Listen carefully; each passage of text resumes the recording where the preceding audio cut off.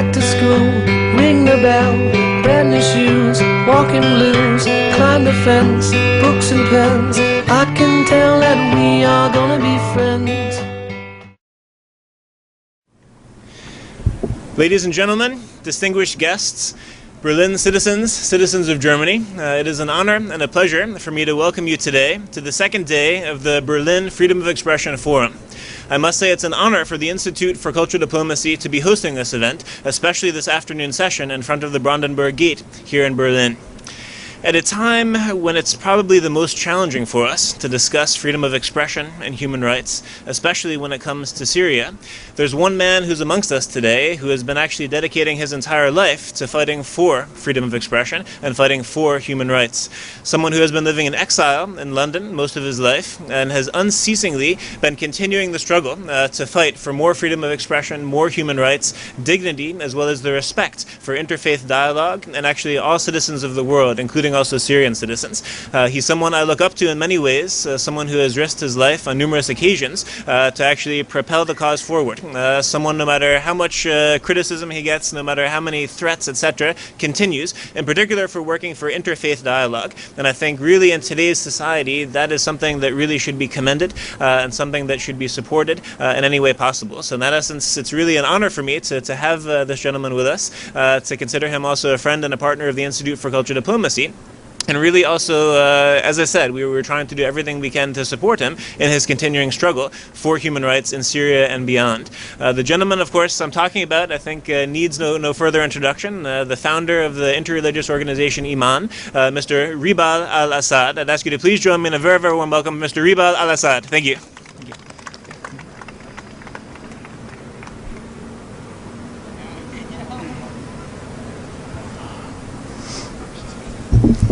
Well, thank you very much, Mark, for this introduction, and it's always a great honor to be at the ICD and to be here with you. As you know, it's also a great honor to be in this special place which has inspired me and millions of other people around the world for democracy in our aim to promote democracy and freedom and human rights in the Middle East and around the world.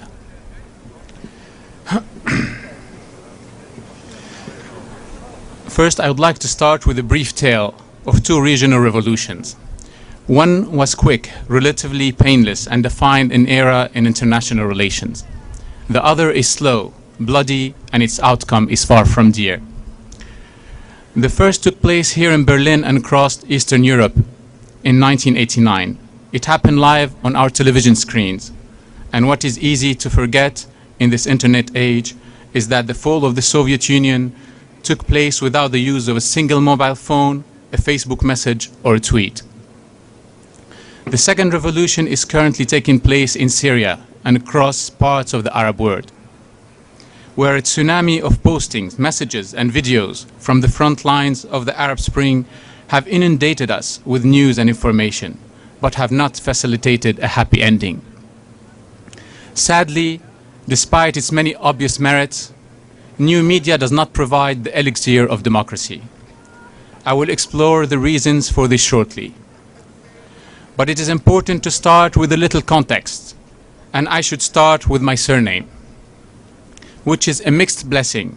On one hand, it has much associated baggage, but it has also offered me an unparalleled insight and opportunity into events in Syria and the Middle East. I currently live in exile in London, leaving me free to criticize the regime without fear and to champion democratic reform. It also means I'm able to witness at first hand the chasm between Western assumptions about the Middle East and reality. Nowhere is this greater than in the case of new media, where here in Berlin and across Europe, one correctly assumes that the vast majority of people have access to the internet and social media websites. Not so much in the Arab world. In Syria, for example, internet penetration is just 16.5% and largely confined to the elite. And so, however powerful Twitter may be, it's not accessible to the majority. Which is not to say that new media has not played its part in the Arab Spring. Uprising in Egypt, Tunisia, and Libya benefited from extensive use of mobile phones applications. that help to organize people. And they have created a new and powerful way to disseminate news across the region. Cameras are now situated in every part of a war zone, and footage from Tripoli to Homs has often appeared on YouTube before any news channel. It has also proved an effective and efficient way for journalists to release reports. And on that note, I know that you will all want to join me in paying tribute to Mary Colvin and Remy Oshlik, who both have sacrificed their lives in Homs in the name of freedom. Sadly, the various manifestations of the Arab Spring have been stifled by a lack of freedom. As polls in Yemen, Iran, and Zimbabwe have demonstrated, freedom is not just about holding elections. Sunday witnessed the so-called referendum in Syria. On one hand, this provided a nod in the direction of democracy, but in practice, the poll took place under growing international pressure within the echo of heavy shelling and a rising death toll. The infamous clause regarding the Ba'ath Party as the head of the state and society has been replaced with one saying it is a leading party, with other parties requiring a license from the state.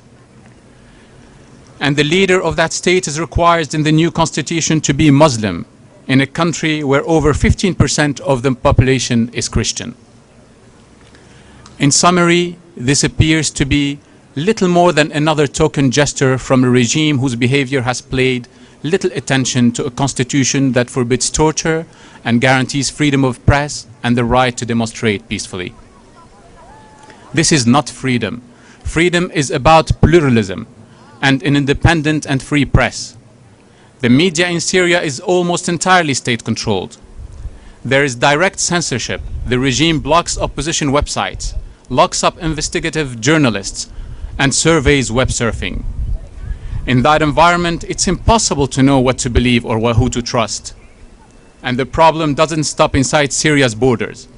The Arab media is largely owned or backed by Saudi and Qatar, with Al Jazeera run by the Qatari government and Al Arabiya along with Al Sharq Al Awsat Al Hayat newspaper owned by Saudis. As I will explain shortly, this creates a one-dimensional view of a multi-dimensional problem. This brings me back to new media, which despite its many benefits, it's often re-reporting news from state-controlled sources and is subject to manipulation from parties who are far from objective. But its major issue is one of its innate simplicity, because the current disaster in Syria is affected by layers of social, religious, sectarian, ethnic, and political complexity. And if new media was the answer, I would be able to give this speech in 140 characters and then retweeted it. At present, the traditional and new media pick on events in Syria in isolation.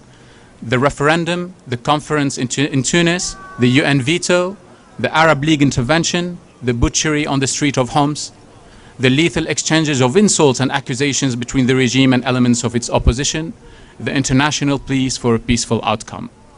In practice, even sections of the traditional media have struggled to unpick the many long and tangled fuses that lead to the explosive events we see on our TV screens and YouTube accounts. And I am grateful for this opportunity to attempt to provide a clearer picture of the tectonic diplomatic plates colliding in Syria. Because there are three levels to the current crisis: the internal, the regional, and the global, each of which are impossible to view in isolation. On a global scale, we are witnessing the early stages of a new Cold War, with China and Russia on one side, and the United States and NATO on the other.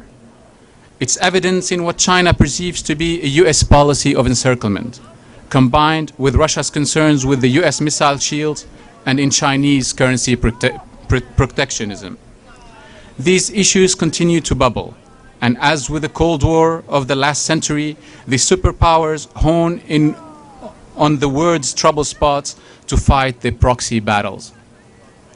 For many years, the focus of the Middle Eastern conflict has been Israel, but that is currently taking a backseat to the sectarian divide between Shias and Sunnis across the Arab world. This is not a new conflict, and it has caused much historic bloodshed including the Iran-Iraq war in the 1980s. But the battleground has shifted. On one side, the imperialist Iranian regime that put down its own Green Revolution with impunity and is now posturing for a fight abroad. To do so, it requires allies, and it has been directly involved in issues from the Strait of Hormuz, Afghanistan via Iraq, Lebanon, Bahrain, and the 3 UAE islands to Syria. Where the survival of the current regime is in Tehran's strategic interest, particularly at a time when nuclear programs are so prominent. Meanwhile, Turkey's economic clout grows in the West, bringing with it an ever-growing influence in the Middle East, motivated by its political, cultural, and religious opposition to Iran. And so it courts Saudi Arabia and Qatar, two influential power brokers in the Arab League who are both breeding Islamic fundamentalism. In line with its aim of widening the sectarian divide, Saudi has described as excellent the idea of arming Syria's rebels.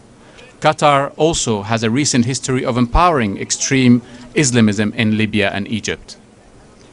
And the media-friendly term Arab Spring can only be understood in this context, because the ever-growing tide of fundamentalism has created a sinister context to the protest movements across the region. In Egypt, Tunisia, and Libya, the peaceful majority who sparked the initial uprising are now experiencing a lesson that should have been learned from the aftermath of the war in Iraq. That is relatively easy to demand and incite regime change, but the real challenge lies in managing to fill the void peacefully and democratically. Which brings me back to Syria, my home, and currently the focus of all this international and global tension. The Chinese and the Russians, UN veto and apparent support for the regime is well publicized across the Western media, as is the West's condemnation of President Assad and support for the SNC opposition. But what is being overlooked at this crucial moment in time is the makeup and motivation of that opposition. This brings me to the hub of the problem. Because as Secretary of State Hillary Clinton, President Sarkozy, and William Hague have all agreed in recent weeks, a vicious regime can only be toppled by a unified opposition. But in Syria, over 45% of the population represented by minorities is ignored by the SNC. The SNC was not elected, and as Democrats we must ask a series of crucial questions. Why was it chosen? How did it come to the ascendancy? From where did it get its legitimacy? How democratic was that process? Sadly, the answer suggests that the opposition is no more democratic or moderate than the regime. As we have pointed out so many times in the past, the SNC's membership is 80% Islamist. Even a member of the party itself told Reuters a few days ago that it was overwhelmingly Islamist. It has been imposed upon us Syrians with no choice or forum or discussion, which means the exclusion of groups as well supported as the Syrian National Democratic Council, the National Coordination Committee, the Kurdish National Councils, and others. My own organization for democracy and freedom in Syria is part of the SNDC, a group with a huge role to play in the establishment of a peaceful long-term future of our country.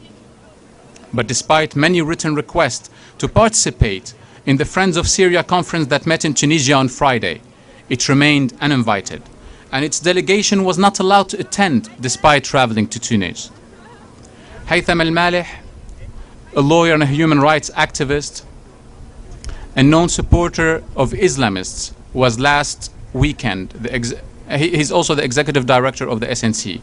He proudly told the press in Tunis that the SNC were the only opposition invited, which comes as no surprise when its appearance at previous attempts to coordinate opposition in my country have been marked by the throwing of apples, tomatoes, and punches.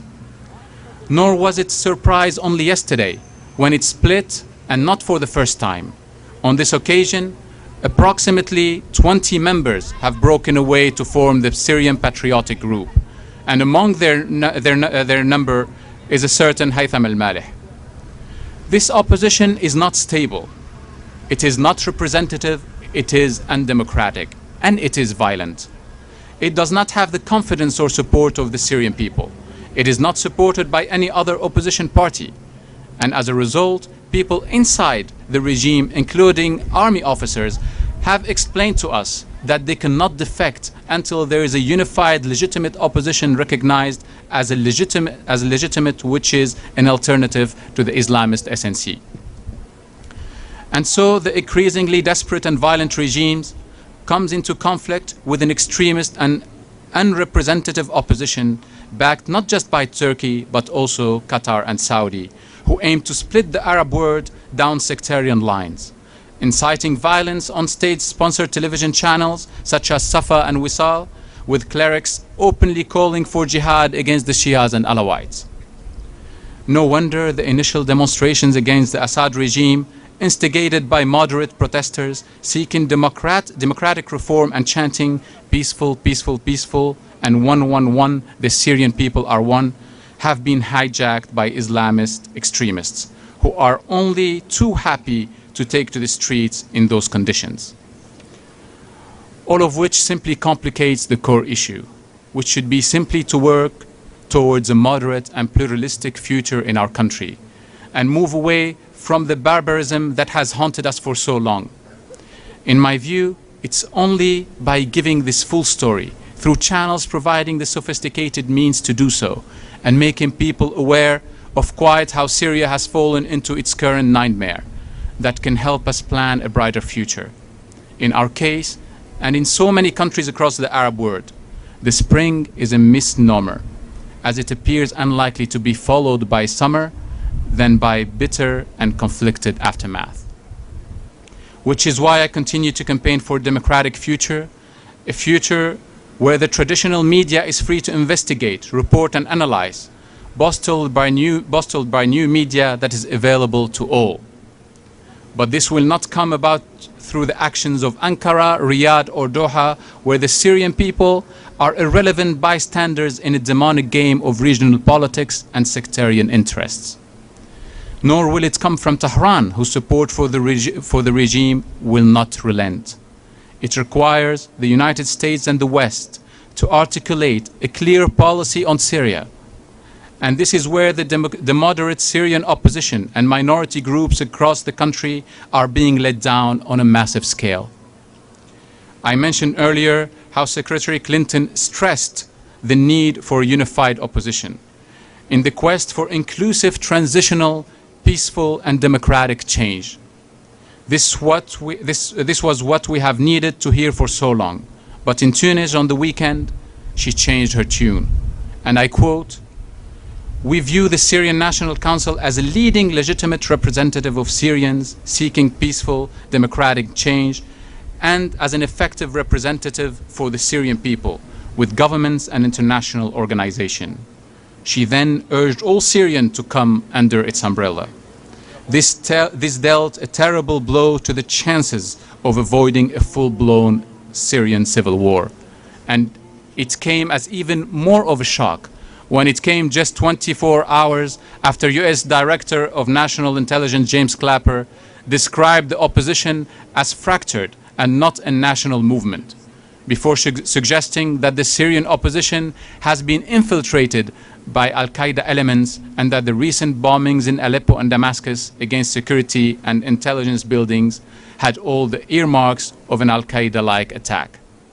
Sadly, Clapper's warnings were ignored, and it appears that the West is now formally supporting an Islamist opposition, backed by non-democratic countries, including Saudi Arabia and Qatar, knowing that they will be backing Islamists as they have already done in Egypt and Libya. And it is not like there is a lack of case history in this area. After all, the West ill-advisedly supported the Iraqi National Congress a decade ago, misunderstanding its true character and motivation, and paid the consequences.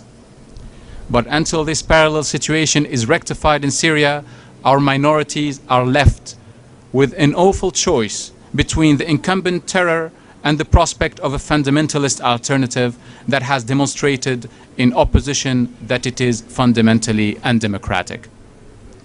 This is a recipe for disaster. The term civil war is bandied around by international observers, but the truth is that this is building towards something even worse, a regional war. Attracting vested sectarian and political interests from across the Arab world and beyond. The prospect is petrifying. In the meantime, I will continue to plead with the free media across the democratic world to raise awareness of this issue, to campaign for the West, to plan for what happens after the regime falls, and to ensure that a country that is home to such a rich mosaic of people and with such a moderate past can look forward to the sort of independent, liberal future that every Berliner now quite rightly takes for granted. And at the heart of this democracy, there should be a strong and free media, critical of its leader, cynical about its politicians, and passionate about its right to freedom of expression. Thank you very much.